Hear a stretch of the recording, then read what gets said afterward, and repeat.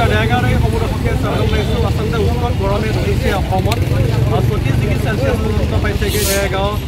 ডেৰগাঁও গৰমৰ সীমা আচলতে আমি দেখাইছোঁ আমি গোটেই বৰ্তমান অৱস্থাত আছোঁ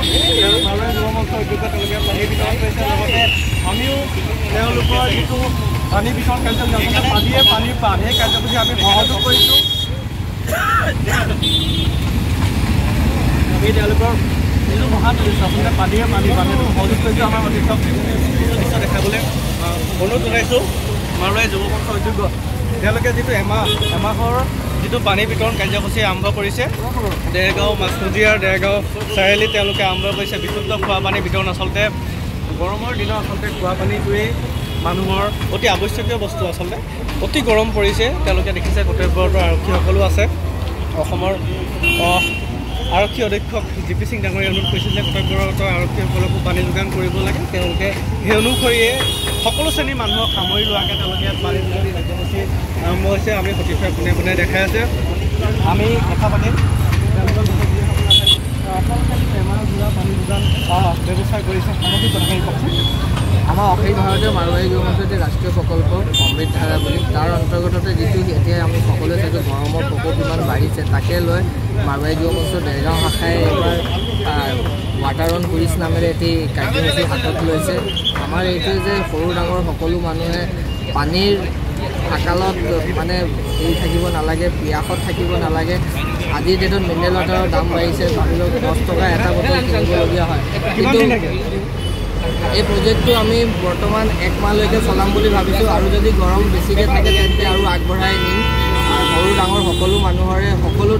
ধৰ্মৰ বৰ্ণৰ মানুহৰ আমি এই কাৰ্যসূচীত আমি সহযোগিতা পাই আছোঁ আৰু সকলোৰে সহযোগিতা আৰু ভালকৈ পাম বুলি ভাবোঁ আমি দেখিছোঁ যে এই পৰ্যন্ত 36°C পৰ্যন্ত উষ্ণতা পাইছেগৈ এই সময়ত যিটো আপুনি পানীৰ প্ৰাণ আচলতে পানী যোগান মহান উদ্দেশ্যলৈ আগবাঢ়ি আহিছে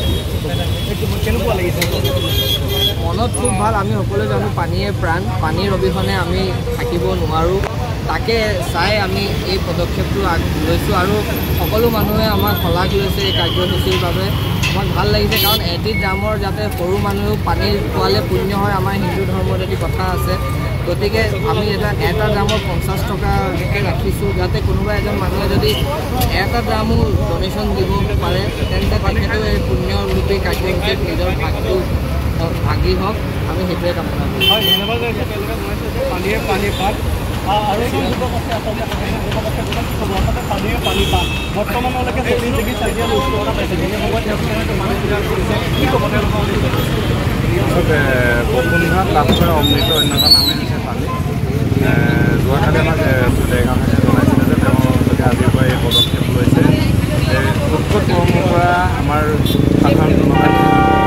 য'ত কিঞ্চিত সকাহ দিবৰ কাৰণে হ'লেও তেওঁলোকে বিশুদ্ধ পানী যোগানৰ ব্যৱস্থা কৰি বুলি আমাক জনাইছিলে আৰু আজি পুৱাৰ ভাগত তেওঁলোকে এই কাৰ্যসূচী আৰম্ভ কৰিছে আমিও তেওঁলোকক সহযোগিতা আগবঢ়াইছোঁ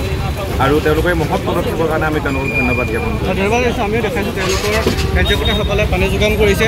আৰু এজন বিষয়ববীয়া আছে তেওঁলোকে দেখিছে যে ৰাস্তাত ৰহি যোগোৱা বেটেৰী ৰিক্সাৰ পৰা আদি কৰি সকলোকে পানী যোগান কৰিছে আচলতে তেওঁলোকে যিটো মহান উদ্দেশ্য পানীয়ে পানী পাণ সেই মহান উদ্দেশ্য আগত ৰাখি আচলতে তেওঁলোকে পানী যোগান কৰিছে আমাৰ সতীৰ্থ পোনে পোনে দেখাই আছে দাদা কি ক'ব অলপ এইফালে আচলতে পানীয়ে পানী পাণ বৰ্তমানলৈকে দেখিছোঁ যে 35°C পৰ্যন্ত উচ্চতা পাইছেগৈ এই সময়ত আপোনালোকে পানী যোগান ধৰিছে মাৰোৱাৰী যুৱ মঞ্চৰ উদ্যোগত কি ক'ব হয় আপোনালোকে গম পাইছে যে যি গোলকীয় উষ্ণতা বৃদ্ধিৰ ফলত আজি গৰমৰ প্ৰভাৱ অতি বেছি হৈছে যোৱা 10 দিন ধৰি পেলাই যাৰ ফলত আমাৰ যিসকল সাধাৰণ ব্যৱসায়ী বেটেৰী ৰিক্সাকে আদি কৰি যিসকল সাধাৰণভাৱে তেখেতসকলে হাজিৰা কৰে তেখেতসকলে যথেষ্ট গৰমত কষ্ট ভোগ কৰি তাৰ ফলত আমি ডেৰগাঁও মাৰোৱাৰী যুৱ মঞ্চই যি উদ্যোগ লৈছে সেই উদ্যোগত আমিও সহযোগ আগবঢ়াইছোঁ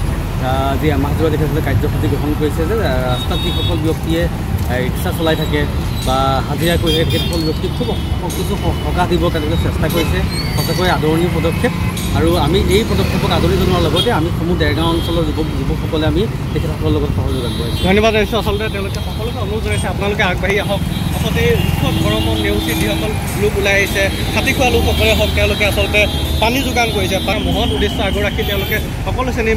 শ্ৰেণীৰ মানুহৰ মাজত বেটেৰী ৰিক্সাৰ পৰা আদি কৰি দিন হাজিৰা কৰা সকলো শ্ৰেণীৰ মানুহৰ মাজত তেওঁলোকে আচলতে পানী যোগানৰ ধৰে এটা মহৎ উদ্দেশ্য আগত ৰাখি প্ৰায় এমাহ জোৰা কাৰ্যসূচী তেওঁলোকে পালন কৰিছে তেওঁলোকক আমি ধন্যবাদ দিছোঁ ডেৰগাঁও মাৰোৱাৰী যুৱ মঞ্চৰ প্ৰশংসনীয় আচলতে পদক্ষেপ হাতত লৈছে যে উৎকট গৰমকো নেওচি তেওঁলোকে পানী যোগানৰ দৰে মহান উদ্দেশ্য আগৰাখি তেওঁলোকে যিটো পানী যোগান আঁচনি ব্যৱস্থা কৰিছে আমিও ধন্যবাদ জনাই আমি প্ৰতিবেদনটো